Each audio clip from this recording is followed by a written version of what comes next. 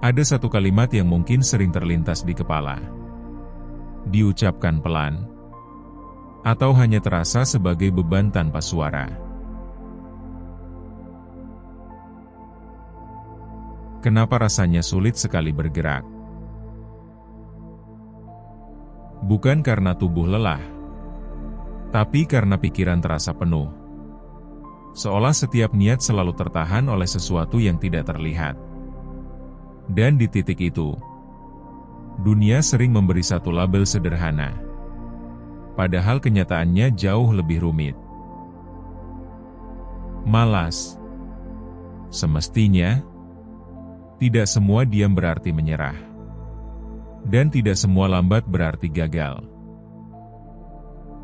Jika belakangan ini pikiran terasa berat, jantung sering gelisah tanpa alasan jelas, dan kepala seperti tidak pernah benar-benar istirahat, itu bukan tanda kelemahan.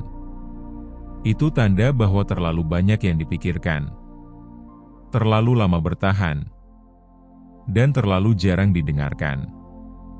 Rasa lelah yang seperti ini tidak selalu terlihat dari luar, namun sangat nyata di dalam. Ada fase dalam hidup di mana bangun tidur saja sudah terasa menguras energi.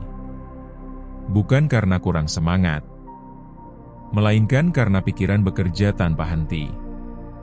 Mengulang masa lalu, membayangkan masa depan, dan lupa hadir di hari ini. Di fase itu, diam sering disalahartikan sebagai malas.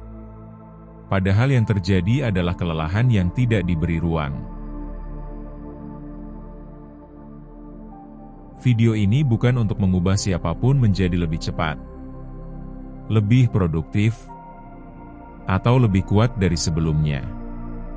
Video ini hadir untuk satu hal sederhana: membantu pikiran merasa sedikit lebih lega, dan membantu kesadaran melihat diri sendiri dengan lebih jujur. Karena saat pemahaman tumbuh, ketenangan biasanya menyusul. Dan mungkin, di akhir nanti, akan ada satu sudut pandang kecil yang mengubah cara memandang rasa malas selamanya. Bayangkan seseorang duduk lama menatap layar ponsel atau laptop, bukan karena tidak peduli pada tugasnya, melainkan karena pikiran terlalu penuh. Ingin memulai, tapi kepala sudah sibuk dengan kemungkinan gagal. Takut salah, takut tidak cukup baik. Tubuh diam, bukan karena enggan, melainkan karena pikiran menahan setiap langkah. Atau seseorang yang memilih berbaring lebih lama, bukan karena menikmati kemalasan, tetapi karena dunia terasa terlalu bising. Tuntutan, ekspektasi, perbandingan, semuanya menumpuk, hingga tubuh memilih berhenti, sebagai bentuk perlindungan terakhir. Jika contoh-contoh itu terasa dekat, mungkin yang dibutuhkan bukan dorongan, melainkan pemahaman yang lebih dalam. Rasa malas seringkali bukan masalah niat, melainkan masalah keselamatan batin. Pikiran yang terus waspada, terus menilai, terus merasa harus siap, akhirnya kelelahan sendiri. Dan ketika pikiran lelah, tubuh mengikuti. Overthinking bukan tanda terlalu banyak berpikir, melainkan tanda kurangnya rasa aman di dalam diri. Saat tidak merasa aman untuk gagal, aman untuk salah, atau aman untuk berhenti sejenak, pikiran akan terus bekerja, bahkan ketika tidak diminta. Di titik itu, diam bukan kemalasan, tetapi respon alami terhadap tekanan yang tidak disadari. Menariknya, Saat tekanan dipahami, tubuh seringkali mulai bergerak dengan sendirinya.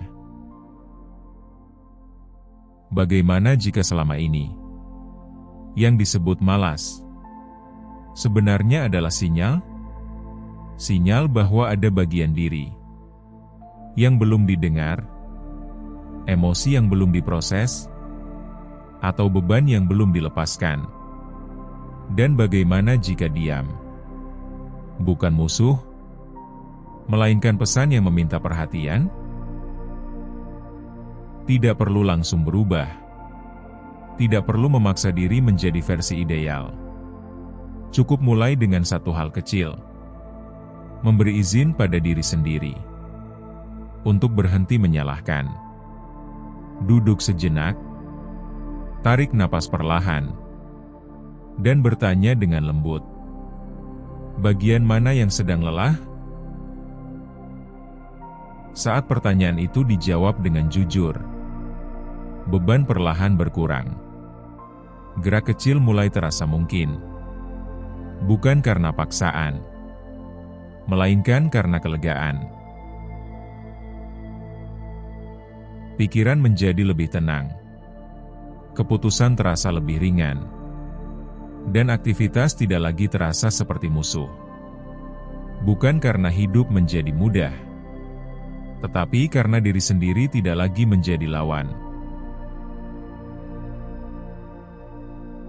Dan mungkin, di momen-momen sunyi setelah ini, akan ada jeda kecil, di mana napas terasa lebih panjang dari biasanya. Tidak semua yang berhenti sedang menyerah, dan tidak semua yang lambat sedang tersesat. Beberapa hanya sedang belajar mendengarkan diri sendiri, setelah terlalu lama sibuk memenuhi dunia. Dan mungkin, ketika label dilepaskan, yang tersisa hanyalah manusia yang sedang lelah dan butuh dimengerti. Kadang, yang paling menyembuhkan bukan bergerak lebih cepat, melainkan berani berhenti dan mendengarkan. Saat pikiranmu tenang, semesta bekerja lebih lembut.